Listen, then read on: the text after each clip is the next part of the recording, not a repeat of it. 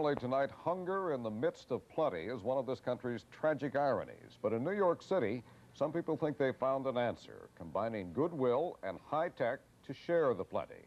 Bill Blakemore explains.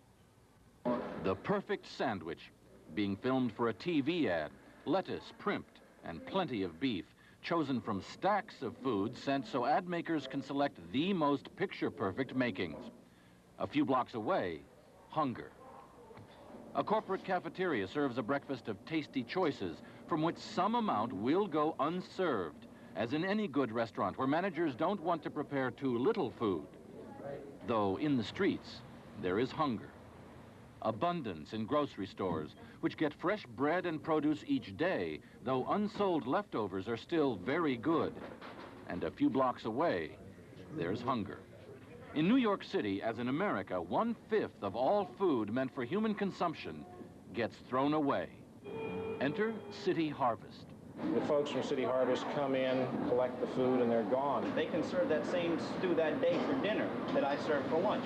We try to get all our food delivered, say, within an hour to an hour and a half. And in this hot weather, we try to do it a lot quicker. We have a vast listing of agencies, namely soup kitchens, pantry shelters. We consult that listing, and we effect a link. We never even see the food. We hear stories later from the drivers about what we've picked up. Helen Palit's one-room City Harvest office with a telephone and a dispatcher using digital beepers to direct 6 vans to pickups and deliveries now gives 5,000 meals a day to New York's hungry at a total operating cost to nonprofit City Harvest of only 34 cents a meal. The food is there. It's just a matter of the transportation, the logistics. Helen Palit got the idea 8 years ago in a restaurant that served these potato skin appetizers. She asked the manager what he did with the insides. He admitted he threw them out. She had discovered a new kind of food source no one had ever figured out how to harvest before. Okay, guys. Until she dispatched her drivers, each trained by a health department food handler's course. She found all kinds of sources: caterers, bakeries, fishermen. From weddings, bar mitzvahs, from wakes.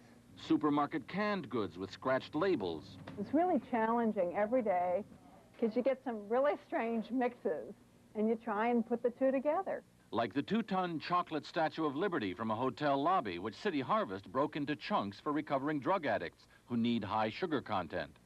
None of the donors gets any publicity, but it costs them no time or money and stops the pain of throwing out good, unserved food. City Harvest already provides 11% of the food given to the hungry of New York City. Helen Palit says she could do at least 4 times as much in the city, given the resources. There's enough food in every city to feed the hungry and homeless of that city, all over the world. It's a problem made, she says, for the age of the computer, which can so quickly match donation to need for what they call same-day settlement of food meant for human consumption. Bill Blakemore, ABC News, New York. And that's our report for tonight. Jack Smith will have more news later on the Weekend Report. I'm Barry Surup, and for all of us here at ABC News, good night. From Washington, this has been World News Sunday. Tomorrow, watch World News Tonight with Peter Jennings for a complete look at the day's top stories. World News Sunday is a presentation of ABC News.